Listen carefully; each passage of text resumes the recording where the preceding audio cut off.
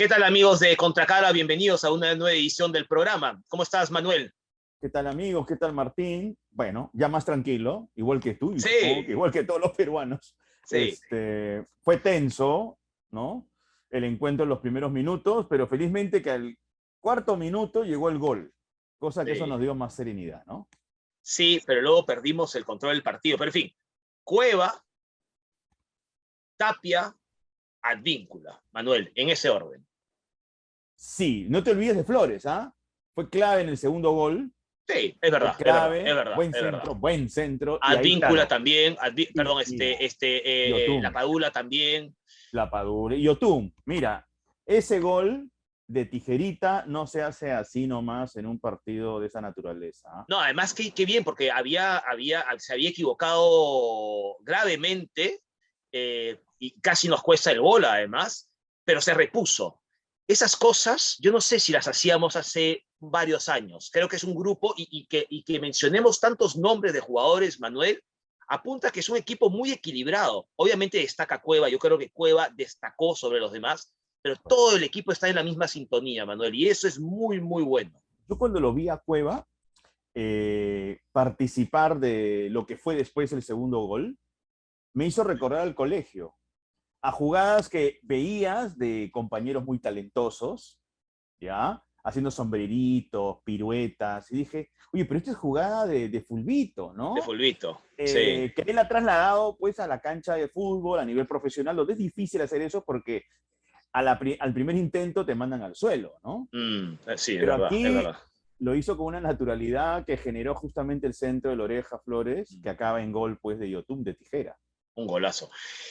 Y eso apunta también, Manuel, a veces, bueno, a veces hablamos de fútbol, cuando es la selección lo hacemos sobre todo, y lo que se vivió el martes por la noche en todo el Perú, creo que es una muestra que el fútbol también nos ayuda a relajarnos en un país como el nuestro, que queremos mucho, pero que hemos estado sufriendo mucho, no solamente 2 años de pandemia, sino pues un ambiente político más bien crispado, ¿no? Que nos molesta, que nos aturde, que nos divide, ¿no es cierto? Que divide incluso a las personas dentro de la propia familia.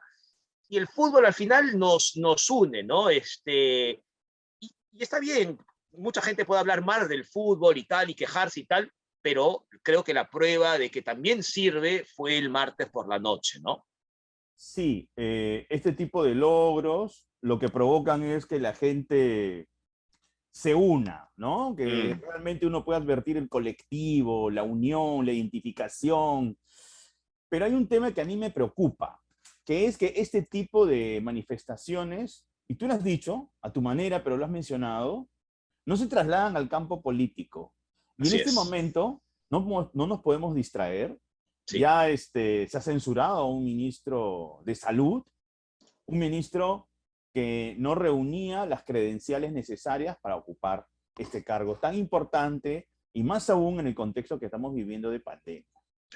En un contexto de pandemia, Manuel, y que además los medios de comunicación han apuntado una caída en el proceso de vacunación, y eso es muy grave. Tenemos que Sí, retomar el ritmo porque ahora ya se están vacunando ya los de 12 a 17 años con la tercera dosis, y eso significa que tiene que haber un plan. Y se han cerrado algunos centros de vacunación, y eso acá no debe ser, pues. Acá, ojo, la gente que se puso la dosis de refuerzo, la número 3, si no me equivoco, fue entre diciembre, ¿no? En Sí, diciembre, enero, y ya para mitad de año tendría que venir la cuarta dosis. efectivamente. Entonces, se necesita, a ver, solvencia de organización. Y lo que hemos visto en los últimos meses ha sido todo lo contrario. Bueno, las últimas semanas, todo lo Sí, contrario. Todo lo sí. contrario, porque este ministro que acaba de ser censurado no ha potenciado más bien ni la campaña de vacunación, ni tampoco la eficiencia integral del Ministerio Mm. de Salud. Ha sido todo Bueno, lo contrario y es bien preocupante, ¿no? el ahora ya ex ministro Condori provocó la salida de varios colaboradores muy importantes. El equipo técnico, Martín. El viceministro, Gabriela Jiménez, que estaba al frente del proceso de vacunación, y estas son personas que han ganado mucha experiencia en estos meses y que pues eran muy valiosos, ¿no? Pero en fin, vamos a ver qué es lo que ocurre, Manuel.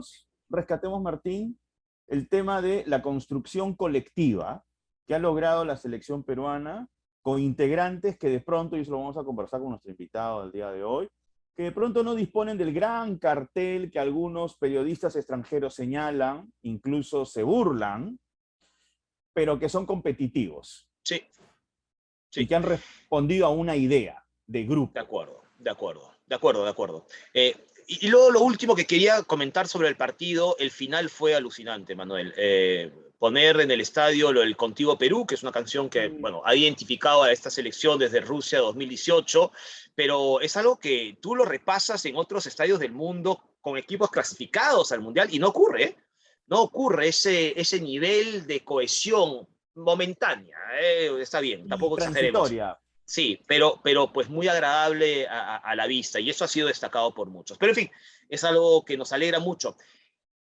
Desafortunadamente en el exterior lo de la guerra de Ucrania se mantiene, Manuel.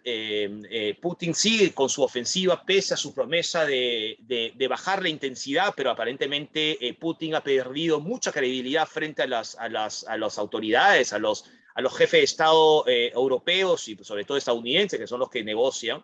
Y ha seguido su ofensiva en Ucrania. Y eso ha provocado no solamente un problema, obviamente, humanitario gravísimo, más de 4 millones de ucranianos desplazados, sino también un tema relacionado, pues, al comercio, Manuel. Sí.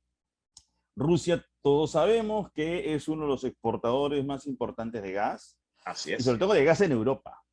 ¿Ya? Y ahí, a partir del conflicto con Ucrania, se ha generado un problema enorme que además está impactando en otras partes del mundo.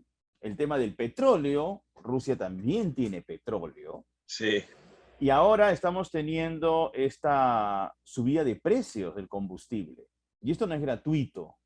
Y hay algo que has dicho y que me parece importante. Ha habido una reunión importantísima, clave, esencial, supuestamente el 29 de este mes, entre los representantes de la Federación Rusa y Ucrania, para llegar a acuerdos y terminar con esta guerra. Pero vamos a tener que esperar qué deciden sus líderes. Bueno, en este caso, ¿qué decide Putin? Porque yo no creo que Zelensky tenga mucho que decidir. Sí, totalmente. Y bueno, hasta que él decida, este país va a seguir siendo bombardeado. Y hasta que continúe este conflicto, las posibilidades de las subidas de precio de los combustibles también van a seguir latentes. Así es. Había una liberación de millones de barriles por parte de Joe Biden para tratar de contrarrestar justamente esa subida de precios, pero ya los expertos señalan que está muy bien, pero eso no es suficiente en el tiempo, ¿no es cierto? Tú lo has dicho, esto va a seguir. Pero en fin, para eso, Manuel, tenemos a nuestro colaborador, el internacionalista Francesco Tucci, que en su sección Así va el mundo nos va a explicar justamente lo que tú has contado, pero de una manera mucho más profunda. Bien. Bueno, me esforcé, Martín, me esforcé. No, bien. Y luego, hay que anunciarlo, vamos a tener a Pedro García, periodista deportivo, muy conocido, con muchos seguidores entre nuestros estudiantes, Manuel, y hemos quedado con él para poder hablar, obviamente, sobre la selección y también su experiencia. Pedro es un hombre que sigue a la selección desde hace muchos años, me refiero desde el punto de vista profesional, ¿no? Como periodista. Así que creo que va a ser bien interesante poder hablar con él. Sí, además nos interesa mucho su percepción en cuanto al ánimo de estos muchachos, cómo ha ido evolucionando en el tiempo, porque sus coberturas periodísticas le han permitido a él tener contacto directo con ellos. Es verdad. Interesante que él nos dé su apreciación, ¿no? Porque no creo verdad. que el ánimo haya sido el mismo al inicio de las eliminatorias. Así es. Y en estos últimos meses, ¿no? Así que bueno, primero vamos entonces con Así va el mundo con Francesco Tucci y luego volvemos.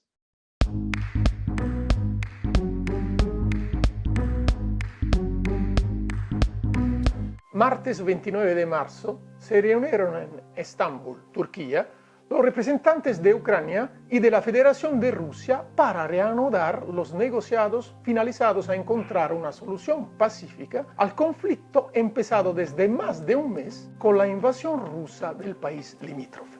Los representantes ucranianos han manifestado la disponibilidad a sellar la neutralidad de Kiev, renunciando entonces a ingresar en la OTAN, la Alianza de Defensa Colectiva liderada por Estados Unidos, siempre que se establezcan claras garantías de seguridad a su favor, que involucren a países terceros. En práctica, los estados garantes de la neutralidad de Ucrania deberían proteger el país en caso de una nueva agresión, teniendo la obligación de enviar armas, materiales de defensa o incluso forzar una zona de exclusión aérea. Entre los países que podrían ser garantes, la delegación de Kiev ha indicado, entre otros, Estados Unidos, Francia, Italia, Reino Unido, Alemania, Israel, Polonia y Turquía. Kiev quiso proponer a Moscú una solución también sobre los otros dos nudos críticos, Crimea y el Donbass. En el caso de la península de Crimea,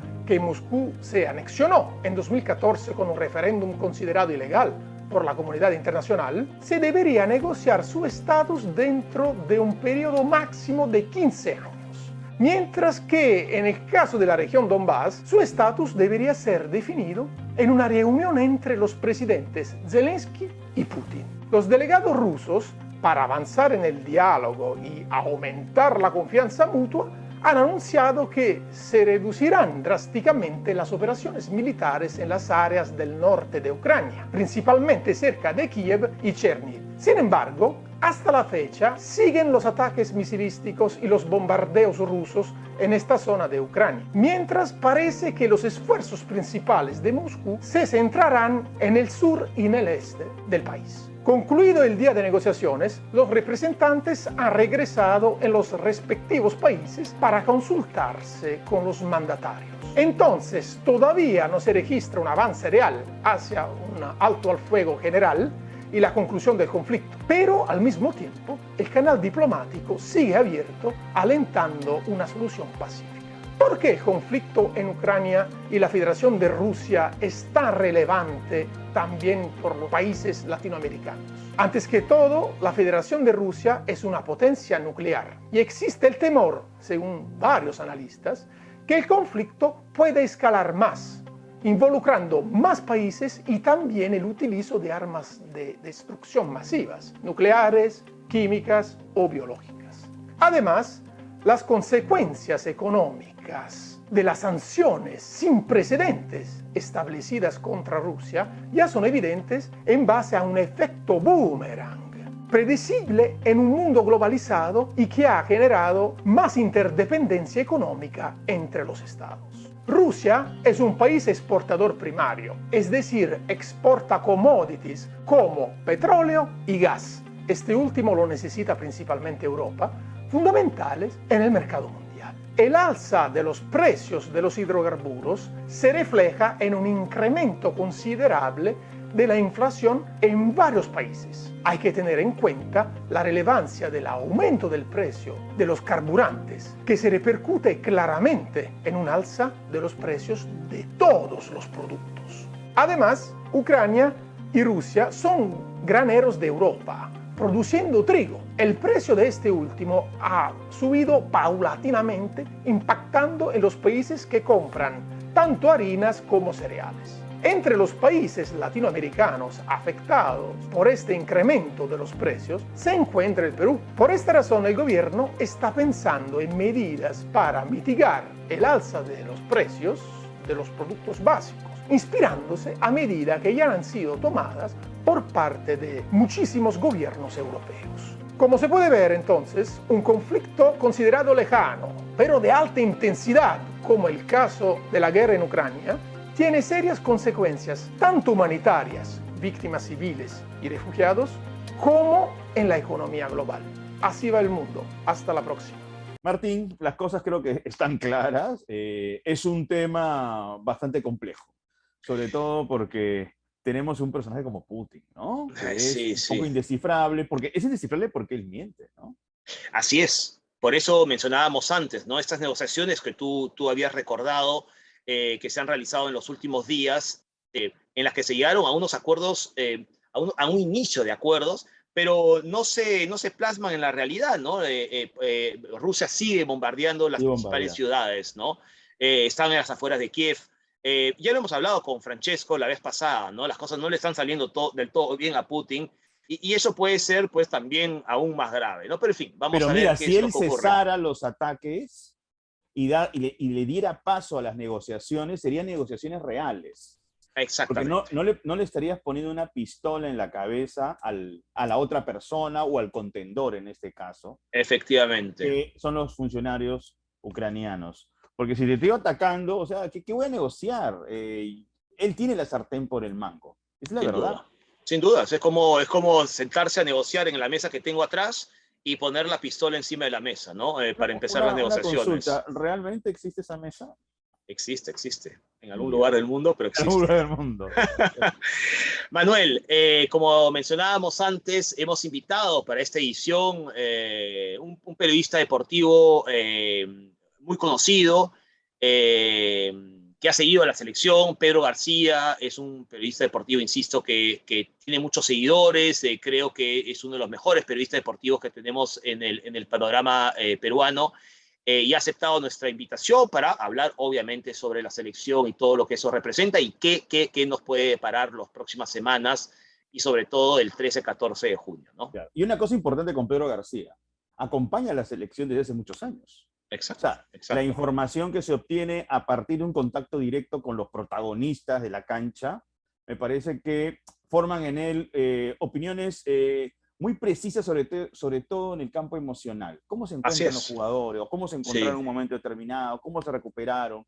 Eso creo que va a ser muy interesante conversarlo con él. Pues vamos entonces con Pedro García.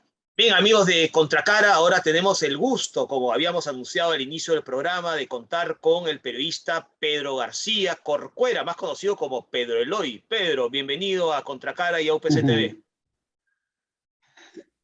¿Qué tal, Martín? Abrazo grande, qué bueno estar, de verdad. Gracias a ti por recibirnos y permitirnos tenerte en el programa. Bueno, Pedro, la selección ha salvado o ha llegado al primer hito, ¿no?, que se tenía marcado. Y yo recuerdo horas antes del partido contra Paraguay, el martes, vi un video tuyo en el que apuntabas y que hacías una previsión sobre el partido, en fin, y señalabas que la clave era un Perú que marcara un gol en los primeros minutos. Más allá que esto no era un partido de ida y vuelta ni nada, simplemente tendríamos que ganar, pero para ti era clave marcar rápido. ¿Por qué, Pedro? Más allá de lo que sabemos que es capaz esa selección, ¿por qué creías que era importante meter o anotar un gol rápidamente? ¿Sabes por qué? Porque claramente, si comparábamos un equipo y otro, había una diferencia a favor de Perú. Claro, porque Gareca tiene 90 partidos y un poco más con la selección, y Barros Esqueloto tiene 4 partidos con Paraguay. De manera que es imposible que no incida en el equipo la diferencia abismal entre 7 años de entrenamiento con Gareca contra 4 semanas de entrenamiento con Barros Esqueloto. O sea, ahí no hay casualidades, ¿no? Es como cuando estudias para un examen un año o cuando te preparas 2 semanas. Hay una diferencia en lo que sabes y en lo que no sabes. Entonces, yo creo que ahí había una diferencia muy importante. Ahora, ¿eso significa ganar? No necesariamente. Pero sí era una cosa importante si nos sacábamos de encima el estrés del arranque de un partido.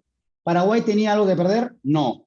De manera que los paraguayos entraron a la cancha o iban a entrar en la cancha sin ningún tipo de sentido de urgencia, sin ninguna premura, sin ningún objetivo real, concreto para poder concretar. Perú tenía muchísimo que perder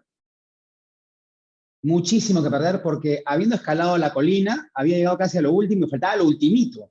¿Y qué pasa si en esa urgencia de llegar a la cúspide te pones nervioso, te contracturas, te llenas de dudas, miras al vacío y dices, ¿y si me caigo? ¿No? Entonces era importante para esa escalada final, para ese llegar a la cima, era importante conseguir rápidamente un gol. Porque te saca estrés, Martín, te saca toda... En el fútbol hay muchas cosas que tienen que ver con el estado de ánimo. Claro. Algún pensador o técnico decía, el fútbol es un estado de ánimo, ¿no? Claro, cuando eres un equipo que coquetea con la inseguridad, y Perú es un equipo que puede coquetear eventualmente con inseguridad, como equipo chico que somos, no nos desubiquemos, si comienza a dudar toda esa capacidad o esa pisada de pelota de Cueva, ese recorrido de Advíncula o esa capacidad de resolución de la Padula, se ponen en entredicho porque pasan los minutos y no haces el gol y comienzas a dudar. Y era importante para prevenir esa situación, creo yo, hacer un gol rápido, ¿no? Y gracias a Dios, el gol llegó rápido. Claro. Pedro, ¿qué tal? ¿Cómo estás? Buenas tardes. Fíjate, hay un tema muy puntual aquí que tiene que ver con algo que has mencionado, es el estado de ánimo. Ese seleccionado que ha tenido momentos muy complicados pudo haberse derrumbado anímicamente.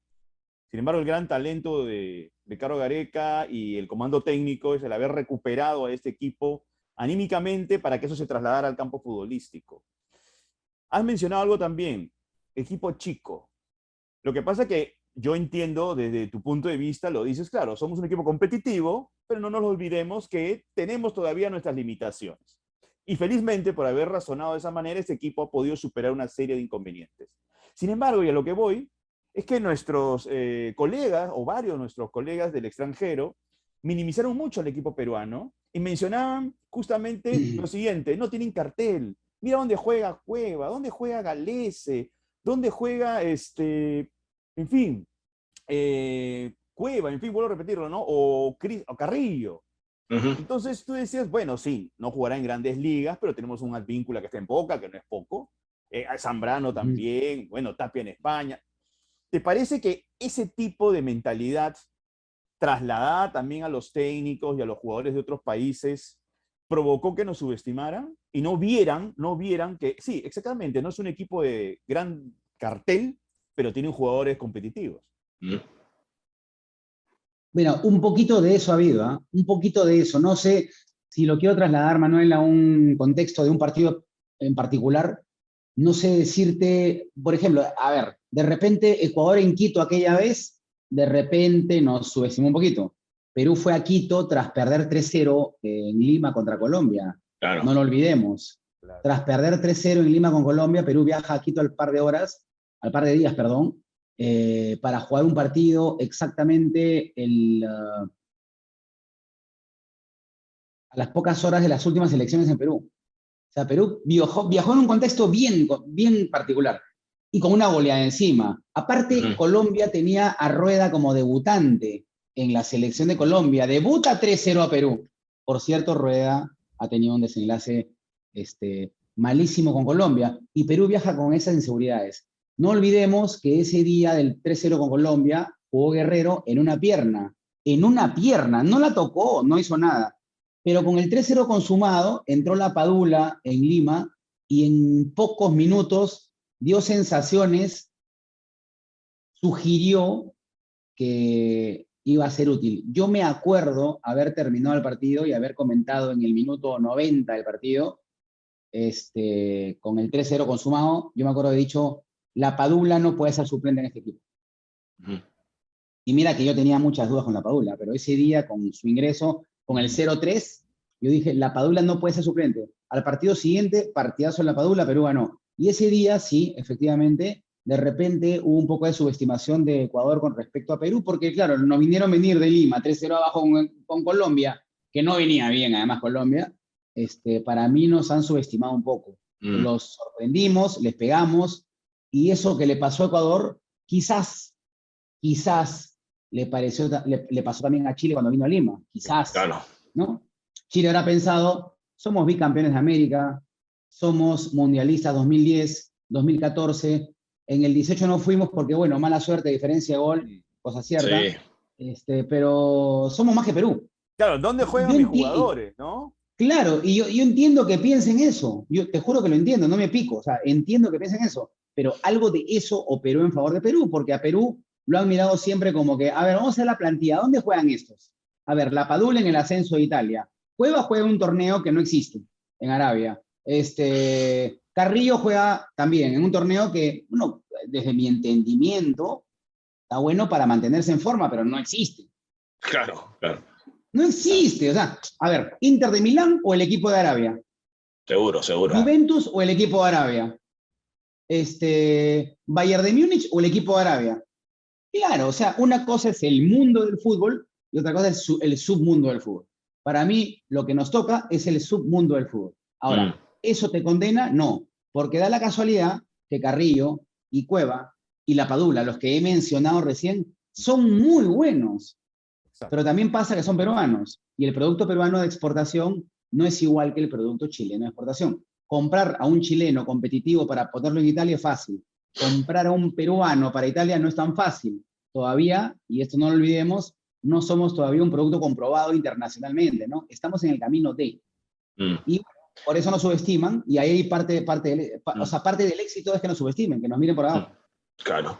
Pedro, Manuel mencionó antes esos momentos anímicos complicados de la selección, ¿no es cierto? Y Manuel y yo, que hablamos mucho de fútbol, sin saber partes técnicas, o por lo menos yo, hablábamos que en otra época estas elecciones se caían, ¿no? ¿Te acuerdas, Manuel? Hablábamos, oye, íbamos perdiendo 1-0 y chao, ya no había nada. Pero esta selección Claro, no remontaban. no remontábamos, ¿no? Y la anterior clasificación ha cambiado esa mentalidad. Tú lo percibes también, tú que sigues a la selección desde hace mucho tiempo, viajas con ellos, los ves en su día a día, los ves convencidos de lo que está haciendo. ¿Tú crees que Gareca, dentro de todos sus conocimientos, los convence de que, oye, ustedes no son menos que los demás?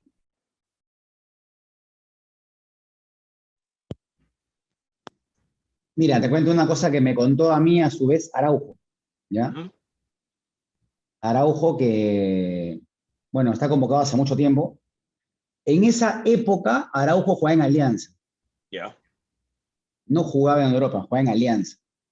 Y te hablo de la época en la recta final del torneo eliminatorio para Rusia.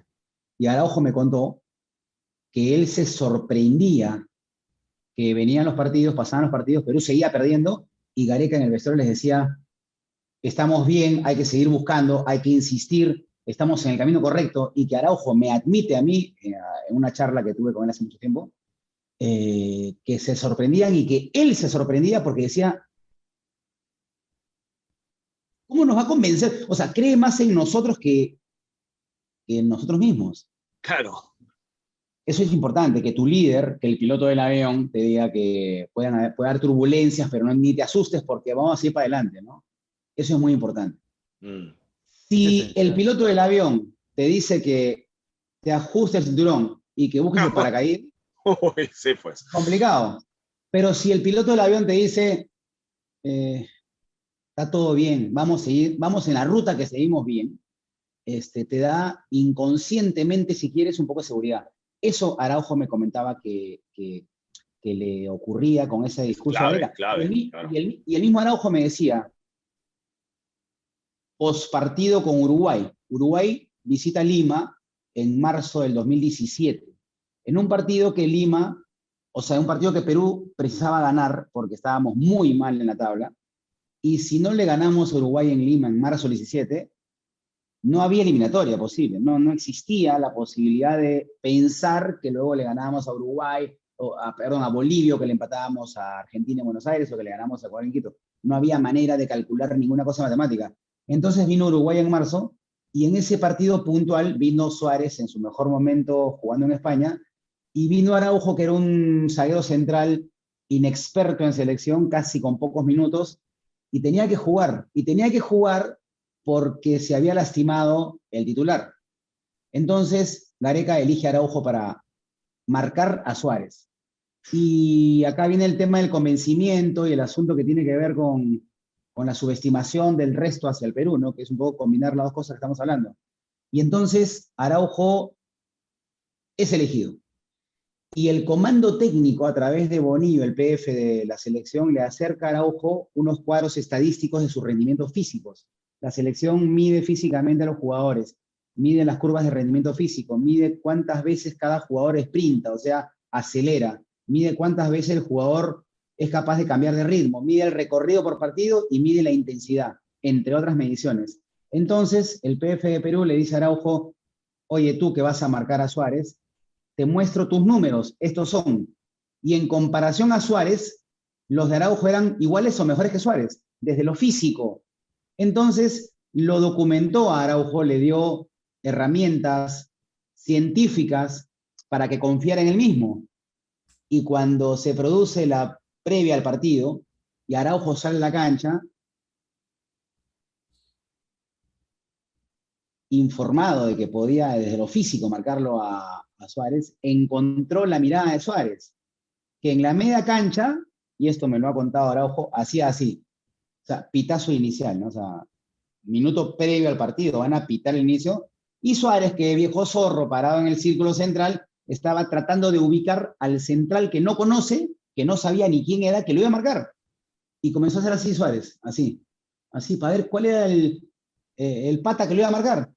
Y Araujo me ha contado que reconoció esa búsqueda visual de Suárez, que él se encontró en el área intentando asentarse en la cancha antes del pitazo inicial y que lo vio a Suárez buscándolo. Y que cuando Suárez hacía así, Araujo lo miró, lo ubicó con la mirada y le dijo, sí, yo soy. Bueno, Qué buena, está bien. qué buena, qué buena. Ese día ganó Perú. Es una respuesta psicológica, ¿no? Pedro, mira, tú mencionaste el tema de Chile en relación a equipos que nos pudieron haber subestimado. Y en Colombia, el caso colombiano es muy interesante porque Colombia tiene pues una plantilla realmente alucinante. Sí. La mayoría juega en equipos muy competitivos de Europa. Y esa derrota con Perú en Barranquilla les ha dolido el doble. Sobre todo por ese tipo de información, ¿no? Tenemos una gran plantilla y al final nos gana un equipo que tiene buenos jugadores, pero que no tiene una gran plantilla, ¿no? El día que, o sea, Perú va al repechaje porque ganó en Barranquilla. No porque le ganó ahora a Paraguay, que es un equipo que está en formación y tal, ¿no? Perú está yendo al repechaje porque le ganó a Colombia en Barranquilla. Esa fue nuestra final. Y claramente, Colombia tiene a Ospina, donde tapa, a Cuadrado, que yo creo que Cuadrado De la Juve, ¿no? es uno de los mejores extremos de Sudamérica. Seguro. Y quítale la pelota a Cuadrado, que es todo un tema. Cuadrado es un crack físico y técnico, o sea, es un jugador descomunal. En su posición debe ser el mejor de Colombia prácticamente de la historia, ¿no? Volante por la derecha, no sé si alguno fue mejor que él, no lo creo. Tiene a Radamel, calidad comprobada. James. Tiene a Mina, que si quieres decir que no es el mejor central colombiano, que seguramente no lo es, está entre los mejores. Aparte es un animal que mide 2 metros, es muy rápido. Entonces, tiene un montón de jugadores que realmente están repletos de talento y juegan en las mejores ligas, todos titulares. O sea, ninguno juega en Arabia, nadie juega en Rusia, alguno de repente. Nadie juega... Bueno, ahora Radamel creo que ha cambiado de equipo, ¿no? No, James. James. Así claro, es. pero tiene en la espalda de haber jugado en las mejores ligas del mundo. El Real Madrid. Y en los mejores equipos del mundo, claro. O sea, de repente hoy no, pero hay que estar en el Madrid, ¿no? O sea, es porque eres muy bueno. Entonces, le pasó a Colombia un poquito eso, creo, ¿no? Colombia venía de muchos partidos sin hacer goles. Yo creo que internamente no lo han declarado obvio, pero seguramente dijeron, a esto le ganamos. Sí, claro. Y valgan verdades, hicieron un partido que fue de más a menos, pero cuando estaban en el momento del más,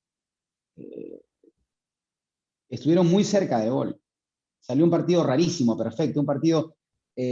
Carlos Antonio Vélez, que es notable periodista colombiano, al día siguiente del partido dijo, Colombia no sabe cómo lo perdió y Perú no sabe cómo lo ganó. Sí, pues, es verdad. Pero en ese partido, Pedro, en la jugada del gol de Flores, Cueva vuelve a mostrar que cuando quiere, y yo creo que ha querido en los últimos partidos, es decisivo, ¿no? En ese partido lo fue, y fue también decisivo en el partido que empatamos aquí en Ecuador, porque no estuvo, ¿no es cierto? Y se notó de alguna u otra manera. En el partido del martes contra Paraguay en el Estadio Nacional, creo, a mí me cayó la boca. Yo confieso que yo no creía mucho en Cueva, sobre todo en sus peores momentos. Dije, este chico no, pero Gareca sí creía en él. Y yo lo criticaba a Gareca sin saber, por supuesto, ni el 1% de lo que sabe Gareca del grupo, de Cueva.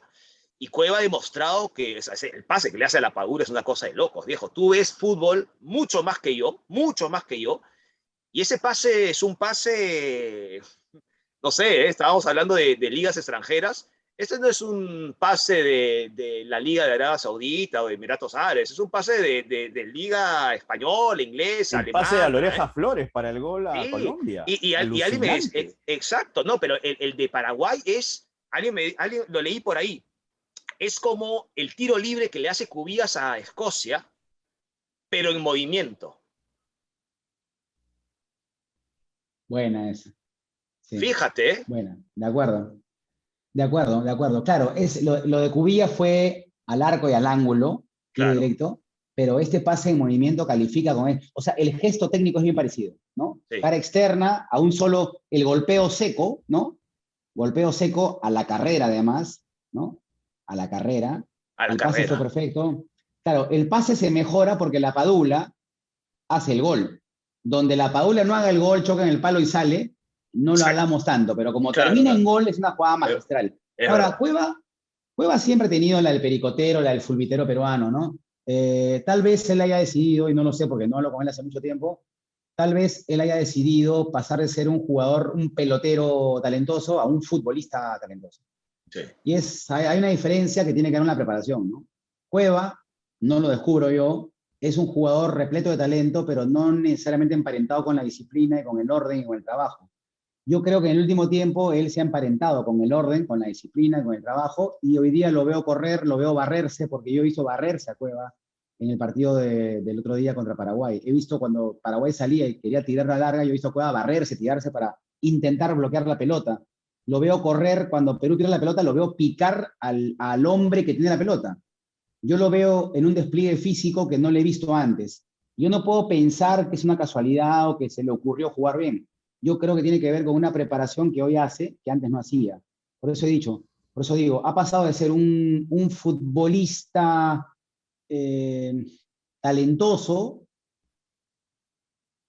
pero indisciplinado, a un jugador de nivel internacional, ¿no? Seguro. Ser el mejor jugador, el mejor pasador de Perú, no es un mérito tan importante.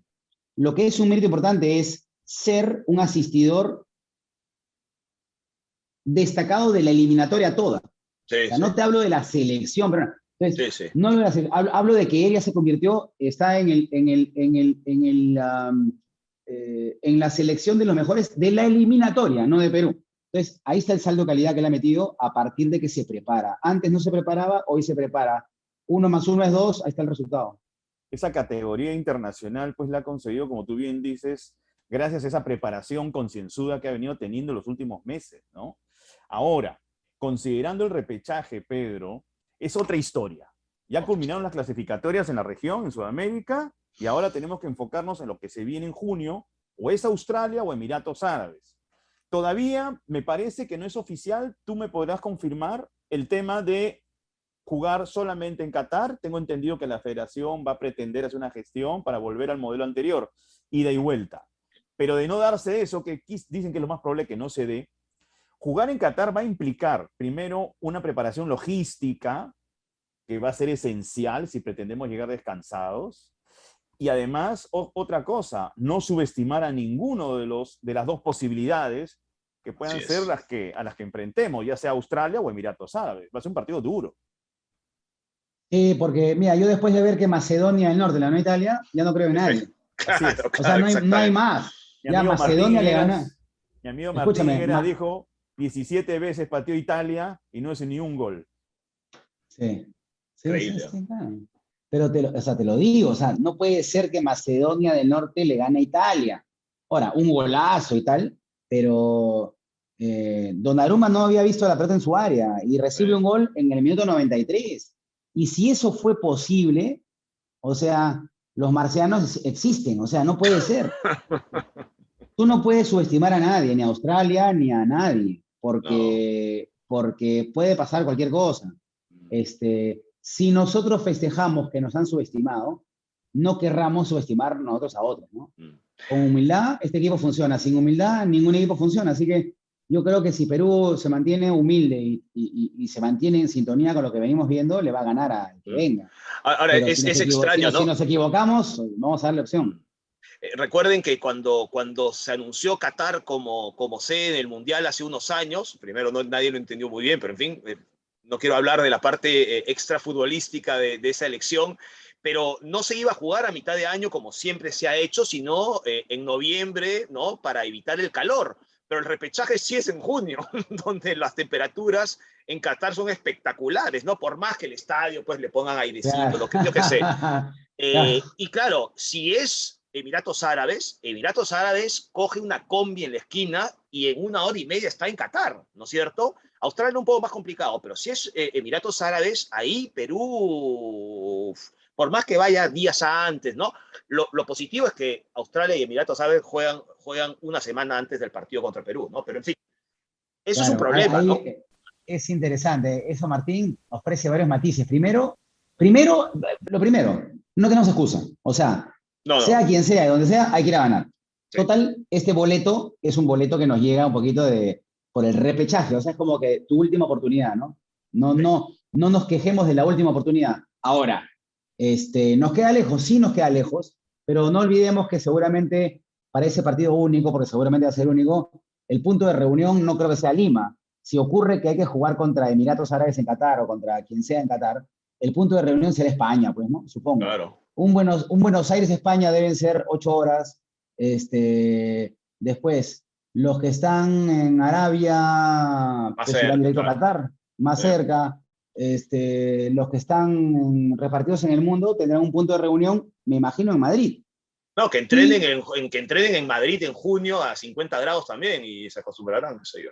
de repente es en Madrid el punto de reunión. O sea, me parecía tonto que sea en Videna, que todos vengan a Videna para tomar un charter para Medio No, Oriente no. O sea, para Qatar no. Debe ser punto de reunión en Madrid, los de Lima van a Madrid, que son los menos, los de sí. Estados Unidos a Madrid, todos en Madrid. Y en Madrid esperamos el partido para que el viaje no sea tan largo. O sea, en vez de irnos directamente a Qatar, debe ser un Madrid de 10 horas, 8 horas, depende de dónde estés, entrenarse, esto presumo, no es información, es lo que yo pienso que por lógica seguramente se va a hacer, todos en Madrid y ahí un viaje más corto hacia A Qatar, Qatar. claro. Menos Ahora, desgastante. claro, por otro lado, o sea, como para redondear este comentario, es como si la FIFA preguntara, ¿no? ¿Quieres jugar en noviembre sin calor o sin tanto calor? Bueno, vente por junio en Qatar y gana tu partido y no fastidies, ¿no? Yo creo que futbolísticamente tenemos la primera opción. Tenemos, más allá de todo lo que hemos hablado, Perú tiene la primera opción, tiene que organizar su viaje. Me parece que tenemos, lo digo con mucha humildad, o sea, si Perú juega en su mejor nivel, ganamos. ¿Cómo podemos no clasificar? Que nos equivoquemos, que lleguemos mal preparados, que alguno esté desenfocado. Si todo eso confluye, le damos opción a Australia o al que sea. Pero si llegamos enfocados, metidos, bien preparados, lo ganamos. O sea, tenemos un fútbol muy importante en la eliminatoria. O sea, ellos vienen de competir contra equipos menores en general. Nosotros venimos de competir con Argentina, con Colombia, Claro, con claro. Brasil. Con Tenemos Uruguay, ¿no? un rodaje más importante, creo yo, ¿no? Me parece. Seguro, seguro, seguro. Ahora, Pedro, hay algo que personalmente a nosotros nos preocupa. Somos conscientes que Gareca, Juan Carlos Oblitas, algún día se van a ir. ¿Ok? Entonces, no queremos sufrir el síndrome de la ausencia del padre, que eso es terrible porque ingresa el caos. Lo que yo te pregunto es lo siguiente, tú has visto, has advertido que de parte de la federación haya habido un trabajo con los clubes para dejar cierta estructura de alta competencia para que cuando ellos se vayan, al menos el universo de futbolistas crezca en calidad. Te lo pregunto porque en la Copa Libertadores, tú bien lo sabes, no tenemos buenas actuaciones. Cada Copa Libertadores es la expresión de una mediocridad por parte de los equipos peruanos. Y la selección básicamente es una isla, ¿no? Está conformada por lo mejorcito que tenemos y en base a eso mejorcito, Gareca con su inteligencia y bueno, y todo el soporte de la federación, su comando técnico ha podido tener éxito. Pero una vez que él se vaya, ¿cómo quedamos también, no? No creo que haya mucho futuro en materia de cosecha de talentos como producto de un torneo de menores competitivo, porque eso no hay. No hay hoy día, no había ayer, no había cuando vino Gareca y no había de antes de Gareca. El pretexto es falta de presupuesto. Yo creo que en el Perú la elección de los buenos jugadores se da casi porque somos tan buenos, somos tan pisteros, que algunos buenos quedan, a pesar de nuestras carencias en materia de organización, en materia de recorrer el país buscando talentos en provincia, ¿no? A pesar de que no se recorre el país buscando talentos, a pesar de que no se compite, mi teoría es, los buenos son tan buenos que casi por generación espontánea pueden ascender a un primer equipo de la U, de Cristal, de la Alianza, y lograr trascendencia y salir a jugar afuera. Los buenos son tan buenos que consiguen eso. Por ejemplo, te digo una cosa, ¿no? Si nosotros producimos talento, ¿por qué Cueva es el único? ¿Por qué no hay más Cuevas? Cueva es el único. Sí. Y Cueva salió de San Martín, que es un equipo que promueve talentos y que los alimenta, los concentra, los trabaja. Claro, pero ¿por qué no hay otro Cueva? ¿Por qué es el único que tenga esas características? Porque es generación espontánea. O sea, hay poquitos buenos que son tan buenos que sobreviven y se mantienen. Pero si hubiese preparación, habrían 2, 3 Cuevas más esperando oportunidad, como le pasa a otros países. Entonces, yo creo que sí va a haber talento, que sí va a haber quien llegue a primera división, que sí tendremos de dónde sacar, pero claro, no tendremos variedad. Como pasa hoy, no tendremos variedad, ¿no? Porque, repito, acá levantas una maceta y un jugador de fútbol abajo, o sea, hay talento. Lo que Pero falta fíjate, es tener Uruguay, más talentosos en competencia. mira, Uruguay, que es un país más pequeño que el Perú en todo sentido, no solo me estoy refiriendo a lo geográfico, tiene una producción de futbolistas numerosa, no de hoy, sino de siempre. Increíble. Teniendo condiciones más limitadas que nosotros, ¿ah? Como sociedad me refiero. ¿Qué pasa con nuestros clubes? Al menos los grandes, o al menos los que se mencionan como grandes. Yo creo que hay un punto que tiene que ver con el nivel de los entrenadores. No digo todos, pero yo creo que falta capacitación de los entrenadores de menores, porque son los primeros maestros de los jugadores y los que van a corregir alguna carencia técnica cuando tienen 10, 11, 12, 13, 14 años, para que cuando lleguen a 18 y puedan debutar en primera división, sepan cómo perfilarse, sepan cómo marcar. A veces el jugador llega profesional y no sabe cómo marcar. ¿Qué cosa es no saber marcar? Poner el cuerpo mal o hacer un foul tonto. Cuando tú de repente, sabiendo marcar, pones el cuerpo bien, no haces foul y recuperas la pelota. Claro. Yo creo que tenemos carencia en materia de entrenadores. Ahora, mucho más allá de eso, la principal carencia es que no competimos. No tenemos torneos en donde los chicos puedan jugar y agarrar nivel ¿cómo te digo?, de continuidad. En Uruguay, ¿qué tienen? Un territorio más chico, que tiene su ventaja, porque los que buscan talentos tienen poco terreno que recorrer. Es más fácil buscar en una parcela pequeña que en una parcela grande. Pero ahí lo que tienen como mérito es juegan todo el tiempo. Todo el tiempo están compitiendo. Todo el tiempo. Compiten. En Uruguay es muy difícil que uno bueno no sea captado. Los buenos los agarran. Bueno, acá si se va Gareca, como tú planteabas al comienzo de la pregunta, Manuel, obviamente vamos a estar en problemas, porque tiene un manejo que excede la parte táctica, ¿no? Su manejo es bastante bueno en materia de convencer a los suyos, de trabajar ordenadamente, de no casarse con nadie. Eso es muy meritorio. Ahora, el tema puntual es, ¿Gareca se irá? Y yo puedo sospechar que sí. Después del Mundial es lo más probable. Es lo más probable, ¿no? Yo sospecho, porque me pongo los zapatos no del técnico, sino del ser humano. Gareca, hoy día, si yo no estoy mal, tiene 58, tiene 64 años. A los 64 años, un ser humano, no un técnico de fútbol, un ser humano está en su cúspide profesional y, como todo aquel que llega a la cúspide, está a punto de ir descendiendo en su ejercicio profesional. Salvo excepciones. Ahora tú me dices, Woody Allen dirigió una genialidad. Ya está bien, sí. Es cine. se puede tomar su tiempo, el fútbol no te da tiempo. Y lo espera Argentina, ¿eh? Lo espera Argentina. Entonces, yo me pongo los zapatos de Gareca, yo, ¿no? Mi teoría es amplia, lo voy a tratar de resumir. Primero, todo técnico inteligente, y Gareca lo es, sabe que un ejercicio, o sea, una gestión de 7 años en un equipo, en una selección, es suficiente. Tavares debía haberlo sabido, no lo supo y no se fue. Mira cómo terminó. Es la crisis de los 7 años, ¿no? La crisis de los 7 años de una pareja en el fútbol se da también. Peckerman en Colombia los llevó al Mundial, los hizo repetir Mundial, a los 7 años se fue. Tavares se debió haber ido. En Argentina, Menotti, 7 años, campeón mundial, un ciclo más mundialista, terminó la historia de Menotti. Vino Bilardo, ¿cuánto se quedó? 7 años, campeón del mundo. Y luego finalista que perdió. Son espacios de tiempo que se van repitiendo. ¿Hay excepciones? Sí, rarísimas. ¿Cuánto tiene Gareca con Perú? 7 años. ¿Querrá extender Gareca a 11 años para otro ciclo mundialista? Puede ser que en una parte de su razonamiento exista ese deseo, pero por otro lado pienso, a ver, 64 años, vamos al Mundial, sería el segundo Mundial de Perú. Supongamos que no vaya bien, o sea, superar la fase 1, progresar un poco más en el Mundial, listo.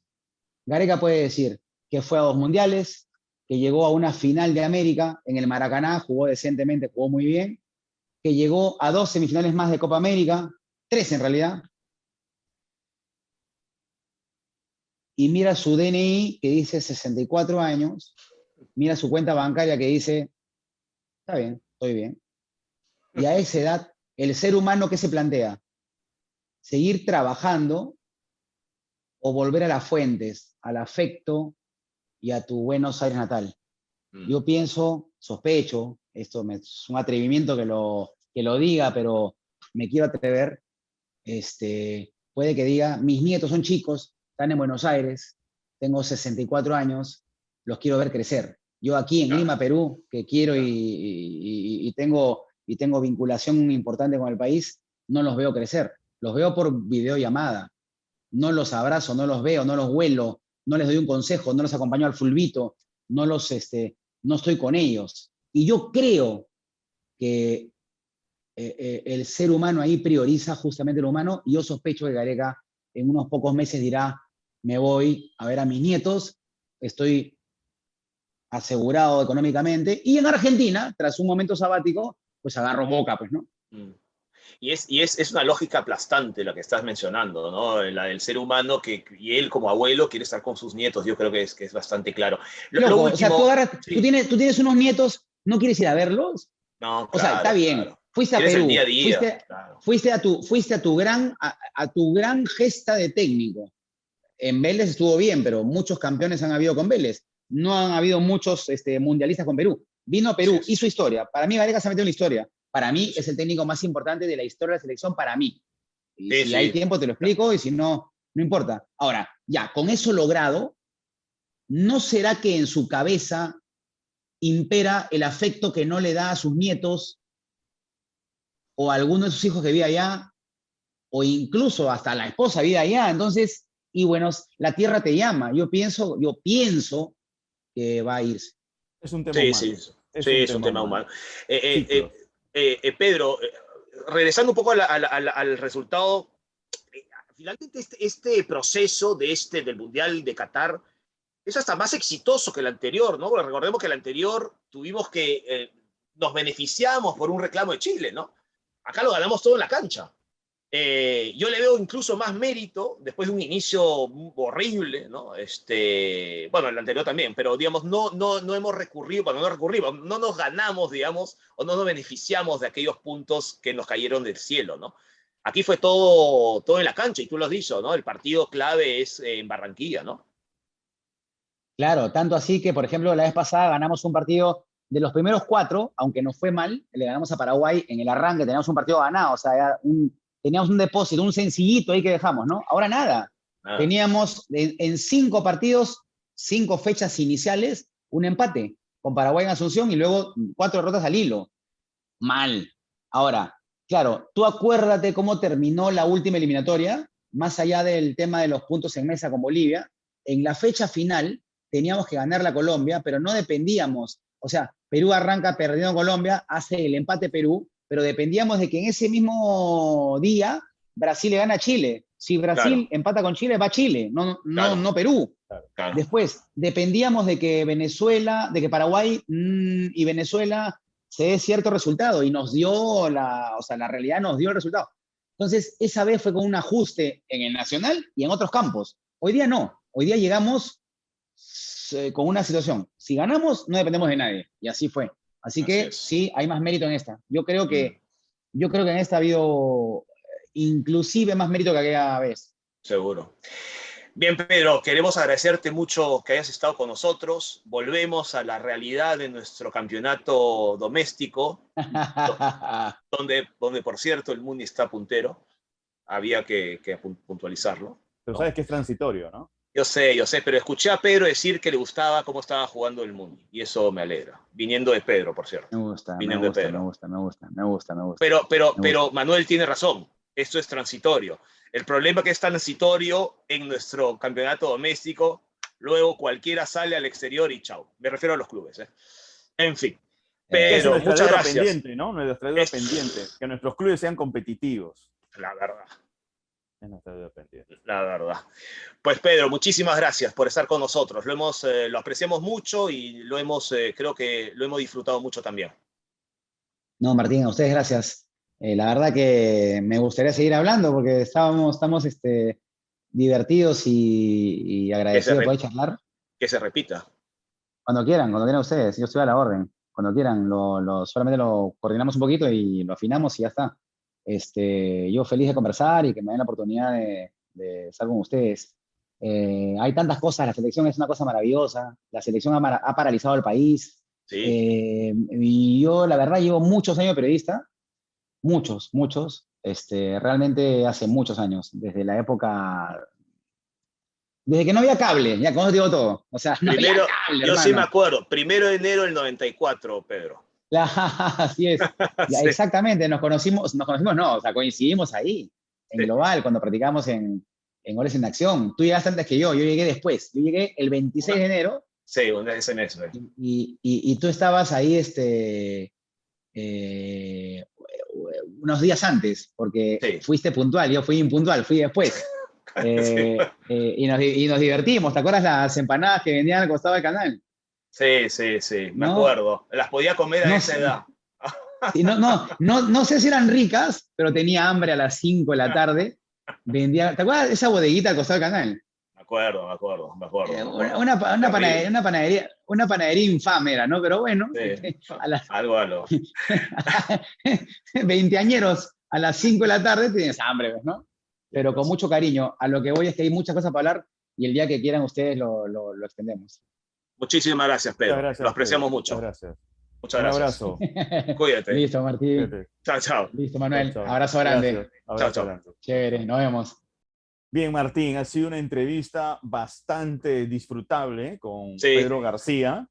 Su experiencia es enorme con la selección y con el fútbol peruano en general, ¿no? Él ha reporteado desde los años 90 y su punto de vista, es muy valioso porque él tiene todo un recorrido histórico, ¿no? Y ahora, con lo que ha ocurrido con esta posible segunda clasificación a un mundial, segunda consecutiva, ¿no? Sí. Posible, todavía posible, hay que jugar el repechaje y ganarlo. Mira, es un hito histórico, ¿no? Es un hito histórico. Te veo muy cauto, Manuel, pero me parece bien, porque como tú mismo decías, aquí no se puede menospreciar a nadie, porque el luego... de Italia con Macedonia que dio Pedro. Macedonia del Norte, además. Sí, más del minuto 90, 93, Donnarumma, uno de los mejores arqueros del mundo. Sí, aparte que ha tenido... El sujeto mide, creo, como 2 metros. Sí, mide como 4 metros. Fue vencido. Sí. Entonces tenemos que tomar las cosas con calma. Y yo estoy de acuerdo con Pedro y estoy seguro que tú también. Yo creo que somos superiores a Australia y a Emiratos Árabes.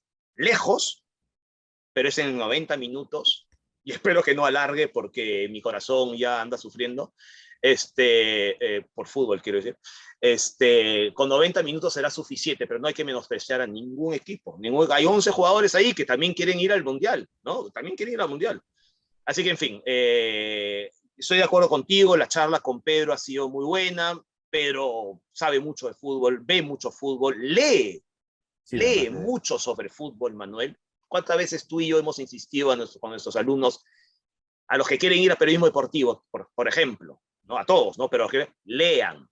Claro. Porque hay mucha literatura sobre eso y Pedro devora libros, lo conozco bien, y tiene pues y ha acompañado a la selección tanto tiempo que los conoce muy bien, ¿no? Entonces, esta anécdota entre Araujo buenazo. y Suárez, muy bueno. Buenísimo. Porque Araujo entendió que no podía tener miedo, tenía que enfrentarlo, que no era de otro planeta, y cuando el otro estaba tratando de identificar quién era el hombre que lo iba a marcar, él en su campo visual, ¿no? Una actitud, como se dice, desafiante, yo te voy a marcar. Y Araujo no ha jugado en estos últimos partidos, pero está ahí. Y jugará. Sí, está en el equipo. Y jugará en su momento. Sí, y jugará. Sí. Así que, oye, hay futuro, pero como dice Pedro, hay que identificar también a tu pregunta, ¿no? ¿Qué viene después? Pues hay que identificarlo. Sí, ¿qué viene después? Que no ocurra como Chile. Que no ocurra como Chile. Chile tiene un problemón, ¿eh? Y Colombia. Se fue Peckerman y han tenido dos técnicos. Descabezados, así es. Sí. Hay que preparar estructura, ¿no? No podemos depender de alguien. Sí. Ese es el asunto, no podemos depender de alguien. Bueno, Martín, pues bien, un abrazo. Ha sido un buen programa, creo que lo hemos disfrutado mucho. Así que nada, un abrazo a ti, a todo el mundo, a seguir disfrutando de Perú, pero a ir mentalizándose a mediados del mes de junio, ¿no? Futbolísticamente, quiero decir. Abrazo. Fuerte abrazo. Chao a todos. Gracias. Chao.